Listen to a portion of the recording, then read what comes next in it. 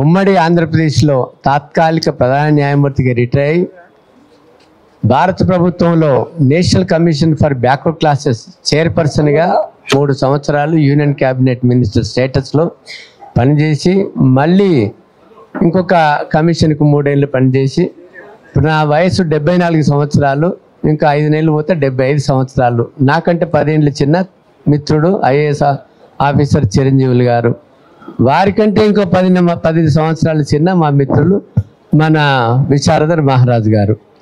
ఈరోజు సడన్గా నిన్న సాయంత్రం మేము ముగ్గురం అనుకొని, త్రిమూర్తులం అనుకొని, ఈ యొక్క పర్యవ ఏదైతే జరుగుతున్నాయో, ఈ సంఘటనలు ఏదైతే జరుగుతున్నాయో, ఇది ఇక్కడ మనము intellectual forum plus all India backward class federation plus Chiranjeevulu గారు ఎస్సీ ఎస్టీ ఓబీసీ జాక్ కలిసి మరి ఇక్కడ అన్ని మూడు సంఘాలు ప్లస్ బాలరాజు గౌడ్ నలుగురు కలిసి ఇక్కడ పెట్టుకోవడం జరిగింది.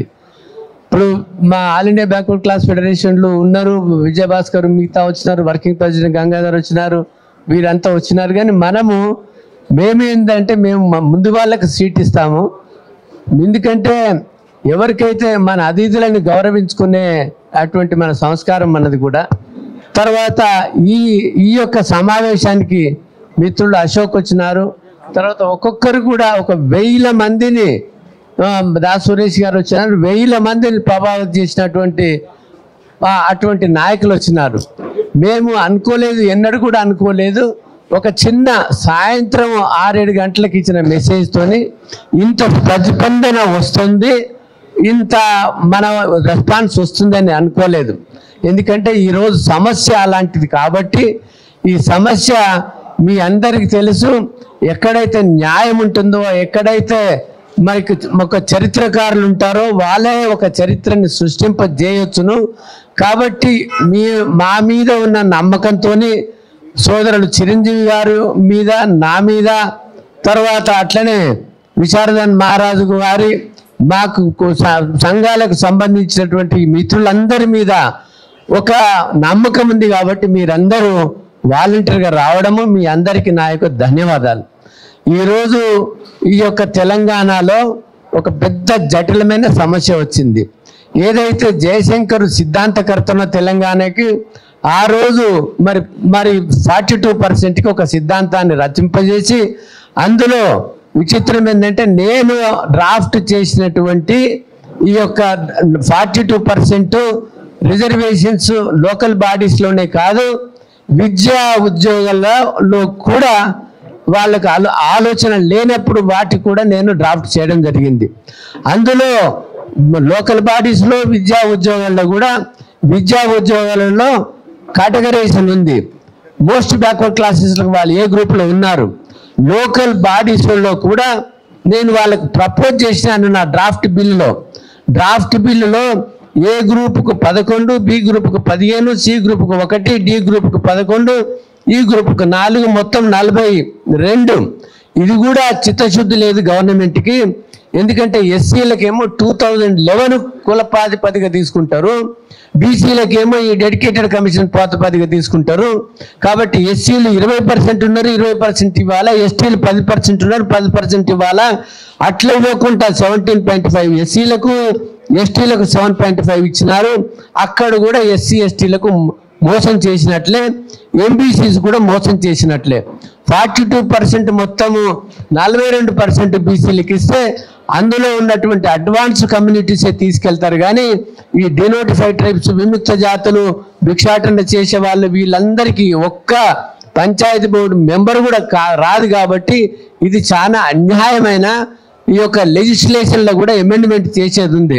కాబట్టి ఈ లెజిస్లేషన్ చేసేటప్పుడు నా డ్రాఫ్ట్ ప్రకారం చేయలేదు, చిత్తశుద్ధి లేదు. కాబట్టి వాళ్ళు ఏదో ఊహించుకొని అందులో ఏదైతే సుప్రీంకోర్టులో 4% దాని గురించి పెండింగ్ ఉంది, కాబట్టి ఆ 4% ముస్లిమ్స్కి డినై చేయడానికి, మా మొత్తం బీసీల కొంపని ముంచడానికి ఈ యొక్క బిల్లులు తయారు చేసి మనం గవర్నర్ గారికి పంపిస్తే వెంటనే ఆమోదించి రాష్ట్రపతి ఆమోదానికి పొందిండు. ఎందుకంటే రాష్ట్రాలకు సంబంధించిన అధికారాల ప్రకారము ఆర్టికల్ 31C కింద ఇటువంటి చట్టం చేసే యొక్క వాళ్ళకు ఒక సావరెన్ పవర్ ఉన్నది. కాబట్టి దానికి మేము అడ్డపడితే మళ్ళీ బదనామవుతామని గవర్నర్ గారు పంపడం జరిగింది. తర్వాత జంతర్ మంతర్లో పోయి వాళ్ళకు ప్రొటెస్ట్ చేసి వచ్చినారు, కానీ ఇంకా దేనికో చేసినా కానీ ఒక్క రోజు కూడా పార్లమెంటులో లేపలేదు ఈ విషయం మీద, ప్రధానమంత్రిని కలవలేదు. లేకపోతే దాదాపు 230 పైన ఇండియా గఠబంధన్ ఉంది, వాళ్ళు కానీ రాహుల్ గాంధీ కానీ పార్లమెంటులో లేవనెత్తిన పాపాన పోలేదు. ఎందుకంటే చిత్తశుద్ధి లేదు. ఈ కులగణన కూడా తప్పుల తడకతో చేసినారు. ఏమని ఇక్కడ ఫస్ట్ మనకి బీసీ కమిషన్కి ఇచ్చినారు, తర్వాత ప్లానింగ్ కమిషన్కి ఇచ్చినారు, తర్వాత డెడికేటెడ్ కమిషన్కి ఇచ్చినారు, తర్వాత వన్ మ్యాన్ కమిషన్కి ఇచ్చినారు, తర్వాత ఎక్స్పర్ట్ కమిటీని వేసినారు. ఇట్లా రోజు రోజుకు ప్రచారం చేసి ముందుకు వెళ్తున్నట్టు నటించినారే కానీ ఇట్లా మోసం చేసినప్పుడల్లా మా వాళ్ళు పూలాభిషేకం చేసినారు, పాలాభిషేకం చేసినారు, పూలదండలు వేసినారు. మరి ఎందుకు వేసినారో వాళ్ళకి తెలియదు, కానీ మమ్మల్ని కూడా క్రిటిసైజ్ చేసినారు. ఇది ఎవరో ఈయన ఐఏఎస్ ఆఫీసర్ అట, ఈయన జడ్జి గారంట 9th షెడ్యూల్ ఒక కొత్త సిద్ధాంతాన్ని పెడుతున్నాడు, ఒక జీవో ఇస్తే సరిపోదా అని మరి రాజ్యసభ ఆయన సభ్యులు కృష్ణయ్య గారు అనడము, ఇక కొంతమంది మిత్రులు అనడము. ఇప్పుడు వాళ్ళ ప్రకారము మేము ఒక ఎక్స్పర్ట్ చెప్పిన ప్రకారం చేయలేదు, కానీ వాళ్ళు ఏదో ఇదేగా ఛాన్స్గా వాళ్ళు అడుగుతున్నారని ఆ జీవో ఇవ్వడము. ఇంకొకటి విషయము, ఎప్పుడైతే మనకు 9th షెడ్యూల్లో ఆర్టికల్ 31B రాజ్యాంగ ప్రొటెక్షన్ జరగదో, 50% లిమిట్ని దాటదో, డెడికేటెడ్ ఏదైతే ఇంపెరికల్ డేటా అంటే ట్రిపుల్ టెస్ట్ అంటే ఇంపెరికల్ కంటెంపరేనియస్ డేటా ఉండాలి ఇప్పటిది. తర్వాత మనకి 50% దాటకూడదు. తర్వాత మనకు ఇది మూడు టెస్టులు ఉండాలి, ఇంపెరికల్ కాంటెంపరీయస్ డేటా, తర్వాత 50% దాటకూడదు. కాబట్టి ఈ ఇంపెరికల్ డేటా ఉన్నా కూడా 50% అధిగమించడానికి 9th షెడ్యూల్ ఒకటే శరణ్యం. కాబట్టి వీళ్ళంతా తప్పుడుగా ఉంది, వీళ్ళంటే వాళ్ళు వేరే వాళ్ళని బదనాం చేస్తున్నారు, కానీ వాళ్ళ తప్పులు మాత్రం వాళ్ళు సరిదిద్దుకోవడానికి సిద్ధంగా లేరు. విచిత్రం ఏంటంటే చట్టం లేకుండా ఒక జీవో తీస్తే చెల్లదు. ఏ చట్టానికైనా చట్టం చేసినాక కూడా 9th షెడ్యూల్లో కలపడానికి పార్లమెంట్ అసెంట్ ఇచ్చి, ప్రెసిడెంట్ ఆఫ్ ఇండియా అసెంట్ ఇచ్చిన దానికి ఒక నోటిఫికేషన్ ఇచ్చి ఆర్టికల్ 31B కింద 9th షెడ్యూల్లో కలిపితే దానికి కాన్స్టిట్యూషనల్ ప్రొటెక్షన్ 31B కింద వస్తుంది. ఆ 2 బిల్లులు పెండింగ్ ఉన్నాక వీళ్ళు ఒక లెజిస్లేషన్ చేసి అది గవర్నర్కి పంపించి అది విచిత్రంగా హైకోర్టులో వాదిస్తారు. ఎందుకంటే ఇది డీమ్డ్ లెజిస్లేషను, డీమ్డ్ నోటిఫికేషన్ అని చిన్న పిల్లలకు కూడా తెలుస్తుంది. అది ఆ చట్టమే లేనప్పుడు ఈ నోటిఫికేషన్ చెల్లదని. కాబట్టి హైకోర్టు న్యాయ సూత్రాలకు లోబడి ఇంకా వేరే మార్గం లేకుండా అది స్టే చేసినారు. స్టే చేసి నేను మొన్ననే చెప్పాను, మీరు ఆ ఎమ్మెల్యేలు అందరూ కలిసి, బీసీ సంఘాలందరూ కలిసి కూడగట్టుకొని సుప్రీంకోర్టుకి వెళ్ళి స్పెషల్ పిటిషన్ వేసినా కూడా అది అక్కడ డిస్మిస్ అవుతుంది. హైకోర్టులో పెండింగ్ ఉంది. కాబట్టి హైకోర్టు పెండింగ్ ఉన్న కేసును మర్చిపోయి మిత్రులు చిరంజీవులు గారు మరి విశారణ్ గారు చెప్పినట్లు 9th షెడ్యూల్ కలపడానికి మన ప్రయాణము మనమందరికి సన్నద్ధం కావాలా. ఎట్లా మోసము దగా కుట్ర జరిగిందో ఇది ఎండగట్టడానికి మనము గ్రామానికి వెళ్ళాలి. ఇదొకటి 9th షెడ్యూల్లో కలుపుకునేది ఒక భాగము. ఒకవేళ 9th షెడ్యూల్లో కలపకపోతే ఎలక్షన్స్ 22% బీసీ రిజర్వేషన్స్కి మనకు చేస్తే ఎట్లా? ఒకవేళ 9th షెడ్యూల్ వచ్చి 42% వచ్చినాం. క్వశ్చన్ ఇక్కడ ఏంటంటే 42% వస్తే ఓపెన్గా 33% ఓపెన్గా ఉంటుంది.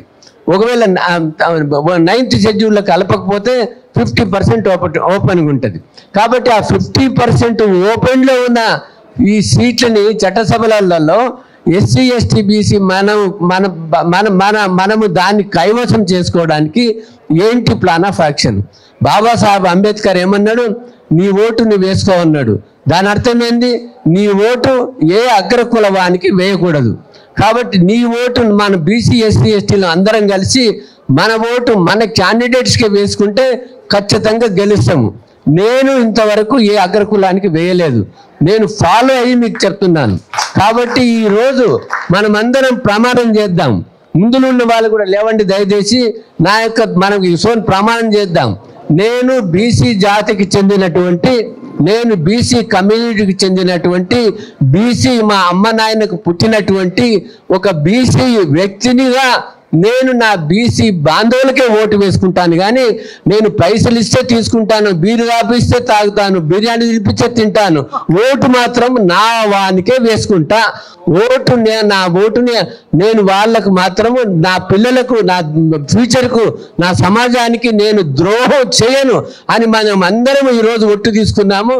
ఈ ఒట్టునే మన ప్రజలందరికీ గ్రామాల ఈ యొక్క చైతన్యాన్ని తెచ్చినట్లయితే మనకి ఏ రిజర్వేషన్స్ వద్దు, మనం ఇవ్వాల్సిన అవసరము రిజర్వేషన్స్ వాళ్ళకు వస్తాయి.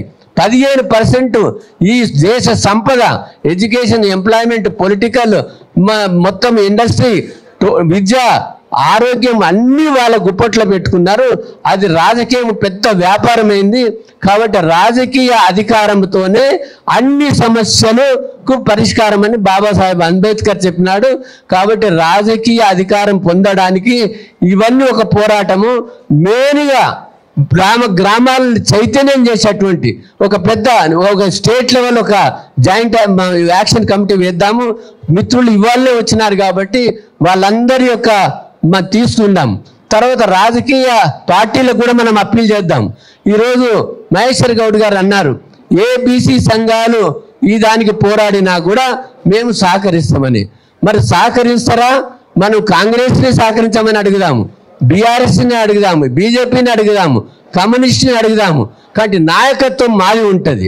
మా నాయకత్వంలో మీరు వచ్చి కొట్లాడితే మీకు ఆహ్వానిస్తాము, మిమ్మల్ని ఖచ్చితంగా ఇన్వాల్వ్ చేస్తాము. మీరు ఎంత చిత్తశుద్ధితోని ప్రజలలో తోసుకొని మా యొక్క భావజాలాన్ని ప్రచారం చేస్తారో మీకు అక్కడ మన్నన ఉంటుంది. లేకపోతే ఒక రోజు ఖచ్చితంగా ఒక ఉద్యమము కంప్లీట్గా ఈ భావజాలం పెరిగినాక మాలోనే ఒక రాజకీయ పార్టీ పుడుతుంది. ఉన్న రాజకీయ పార్టీలతోనే మేము ముందుకెళ్ళి రాజ్యాధికారాన్ని మేము కైవసం చేసుకుంటామని ఈరోజు మనం శపథం చేస్తూ ఉన్నాము. దానికి ఏ త్యాగానికైనా ఇంత 75 సంవత్సరాలు ఉన్న ఈశ్వరయ్య సిద్ధంగా ఉన్నాడు.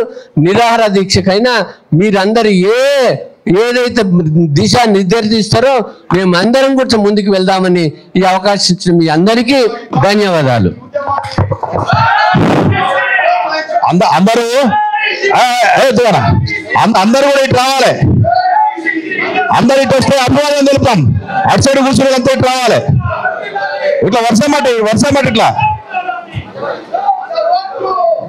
అనా మనోళ్ళే